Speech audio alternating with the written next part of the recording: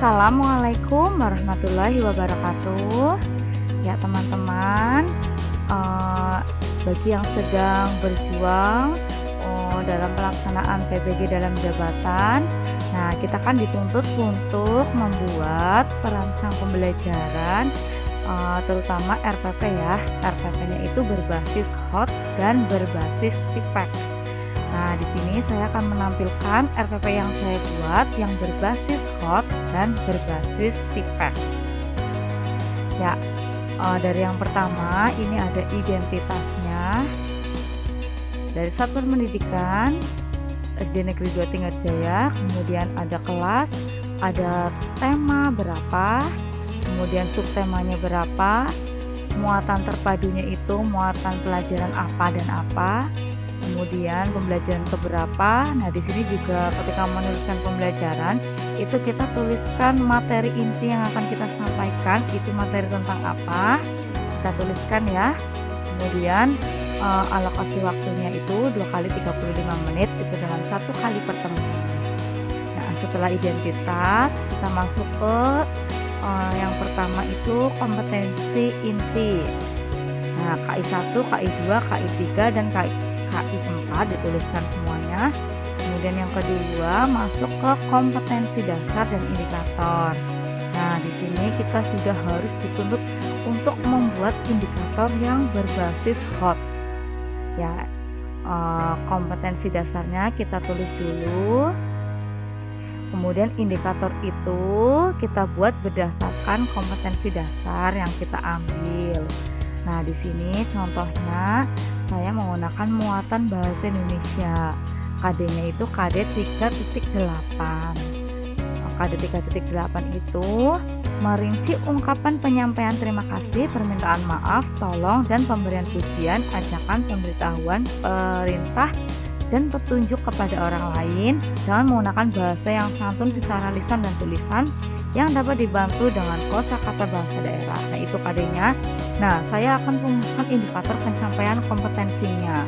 Nah, di sini karena KD-nya 3.8, maka untuk menuliskan indikatornya berarti yang pertama itu kita tulisnya 3.8.1.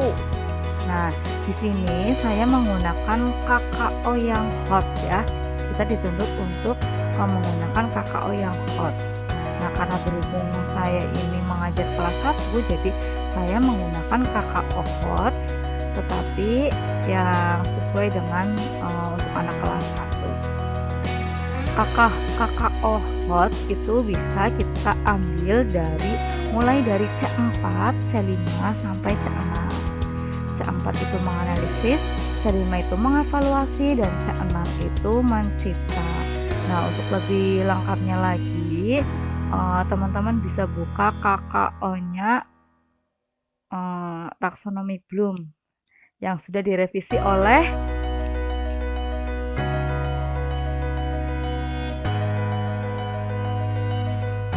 ya. Teman-teman, di sini saya menggunakan kata KKO memerinci. Nah, jadi indikator yang pertama 3.8.1 itu adalah memerinci bagian-bagian tanaman. Nah, KKO memerinci itu ada di C4.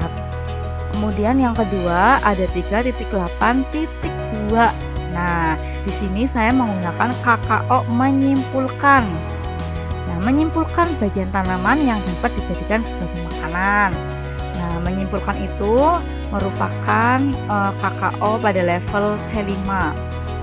Kemudian yang ketiga, indikator yang ketiga yaitu 3.8.3.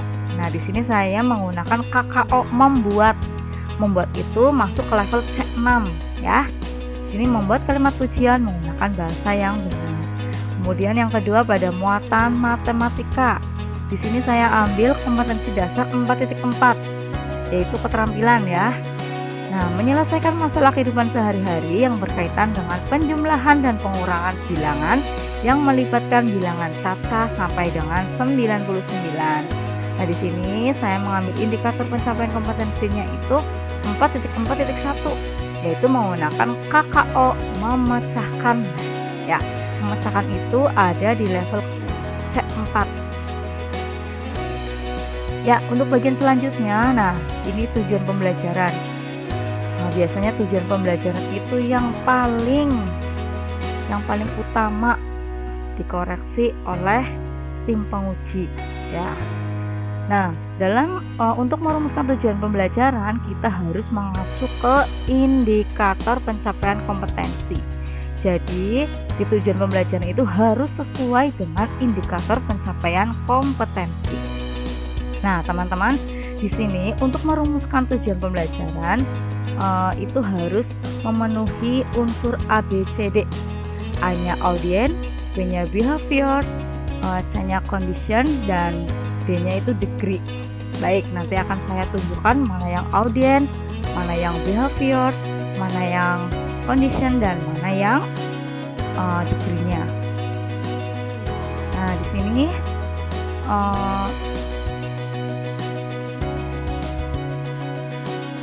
satu indikator itu boleh dibuat lebih dari satu tujuan pembelajaran, ya teman-teman. Tetapi ingat,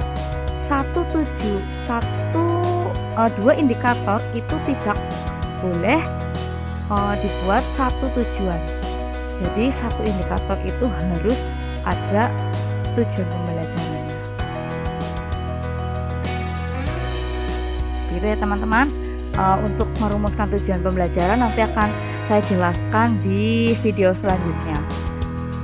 Kemudian yang selanjutnya itu ada penguatan pendidikan karakter atau PPK. Nah, di sini pendidikan karakternya itu religius, nasionalis, percaya diri, dan tanggung jawab. Kemudian setelah itu ada materi. Nah, di sini materinya apa? Materi reguler, materi remedial, materi pengayaan kita rancang juga di sini. Setelah itu model, pendekatan, dan metode. Kita akan menggunakan model apa ya? Kita tulis di sini. Nah, kalau saya di sini modelnya menggunakan problem based learning. Karena kalau untuk membuat RPP ini kita dituntut harus menggunakan 4 model pembelajaran ya, yaitu discovery learning, problem based learning, project based learning, dan satu lagi itu ada inquiry. Nah, itu yang wajib kita gunakan. Kemudian pendekatannya saya menggunakan pendekatan scientific feedback. Nah, metodenya ada ceramah, pengamatan, dan jawab, penugasan. Media dan bahannya ya, di sini kita tulis semua medianya apa saja. Kalau misalnya video, ya berarti videonya itu video tentang apa. Ya, kemudian PowerPoint, nanti slide tentang apa. Kalau medianya gambar, berarti gambar apa saja yang kita gunakan dalam proses pembelajaran. Selain itu juga ada laptop ya yang kita gunakan. Karena ini pembelajaran daring, jadi kita tidak menggunakan LCD.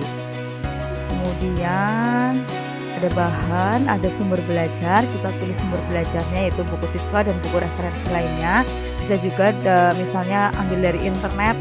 Kita taruh juga di sini link internetnya. Selanjutnya langkah-langkah pembelajaran. Nah, ini adalah langkah-langkah pembelajaran. Yang pertama ada kegiatan pendahuluan.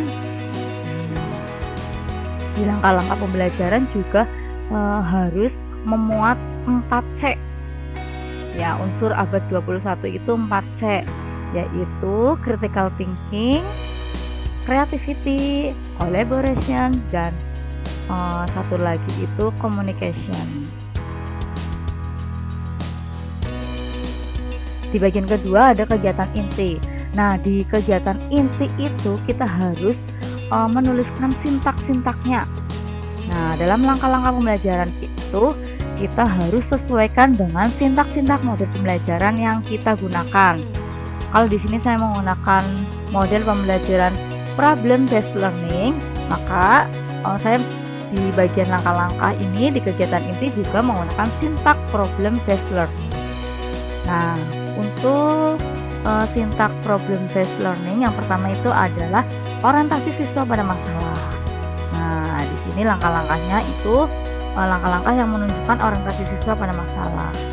Kemudian sintak yang kedua itu mengorganisasikan siswa untuk belajar. Langkah yang ketiga itu membimbing penyelidikan. Tapi di sini perannya guru itu membimbing siswanya dalam proses penyelidikan. Kemudian langkah selanjutnya mengembangkan dan menyajikan hasil, berarti siswa disuruh untuk mempresentasikan. Kemudian langkah yang kelima, menganalisis dan mengevaluasi proses pemecahan masalah. Nah, di sini setelah itu ada kegiatan penutupnya. Kegiatan penutup itu terdiri dari eh, pengambilan kesimpulan, ya, refleksi antar guru dan siswa, kemudian pemberian evaluasi, kemudian menyanyikan lagu daerah, penyampaian materi yang akan dibahas pada pembelajaran selanjutnya. Nah, kemudian berdoa dan saling memberi salam penutup. Untuk selanjutnya di sini ada penilaian. Nah, kalau saya di sini langsung instrumen penilaiannya ada di sini, tapi bisa juga dilampirkan. Yang penting ada penilaian yang kita gunakan. Setelah penilaian ada remedial dan pengayaan. Nah, di sini yang kita rencanakan misalnya kegiatan remedialnya itu bagaimana? Kalau saya kegiatan remedialnya itu dilakukan dengan pembelajaran ulang. Kemudian pengayaannya itu misalnya apabila ada waktu yang tersisa, kita gunakan kegiatan pengayaan itu